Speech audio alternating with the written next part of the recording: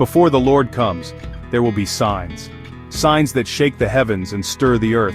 Signs that demand our attention and call us to look deeper. But not just signs in the heavens or the stars above. The universe itself seems to whisper that something is coming, but the true message is even closer to home. There will be signs all around us, in the earth, in our spirits, and hidden deep within the patterns of history. The ground beneath our feet trembles, and our hearts sense a change in the air. Jesus warned us, as it was in the days of Noah, so shall it be when the Son of Man is revealed. He pointed to the past to help us understand the future. But what does that really mean for me, and for you? How do ancient warnings echo into our modern lives? Let's rewind back to Noah's time. Imagine a world not so different from ours, filled with people going about their daily routines. People were eating, drinking, marrying, just living life. They celebrated, they worked, they dreamed of the future. Honestly, they weren't bad people, just busy. Their days were full, their minds occupied with the ordinary struggles and joys of existence, caught up in the grind, chasing after careers, dreaming of luxury, or just struggling to survive as inflation hit harder every year. The pressures of life kept them distracted just as they do for us.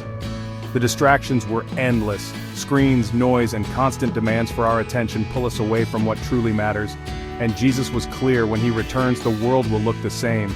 Busy, noisy, distracted, just like the days of Noah. Most people will be too preoccupied to notice the signs. But there's a deeper mystery here.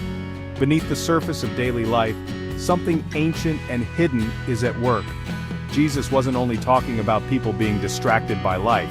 He was warning us about a spiritual blindness, a numbness to the supernatural reality unfolding around us. He pointed us back to Genesis 6, to a time when something dark and supernatural invaded our world.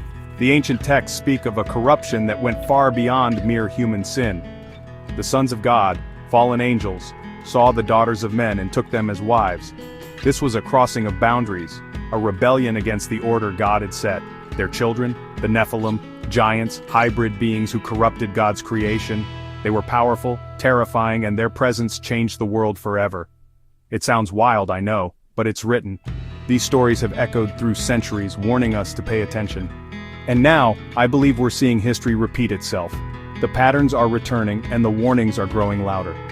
The enemy has always targeted the seed, our DNA, the very image of God in us. The battle is not just physical but spiritual and genetic. In Noah's day, he used fallen angels. They brought knowledge but also destruction and chaos.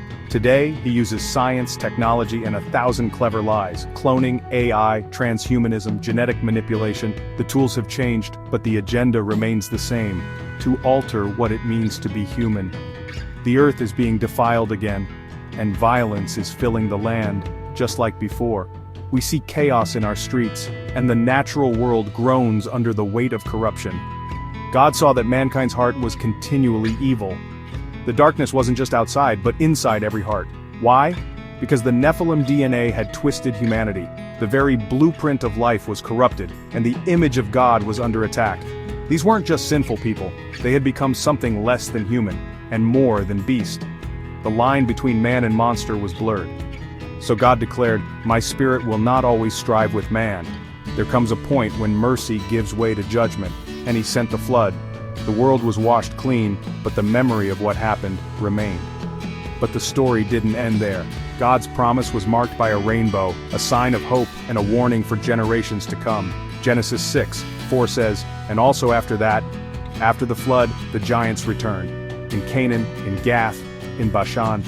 The threat was not fully gone. They never truly disappeared. Their influence lingered, shaping legends and fears across the ages. And Jesus was warning us, in the last days, they will rise again. The cycle will repeat, and the world will face the same ancient dangers. That's why you're hearing all this talk about aliens. The world is being prepared for a revelation that will shake our understanding of reality. That's why governments suddenly admit non-human biologics. Secrets are coming to light, and the truth is stranger than fiction.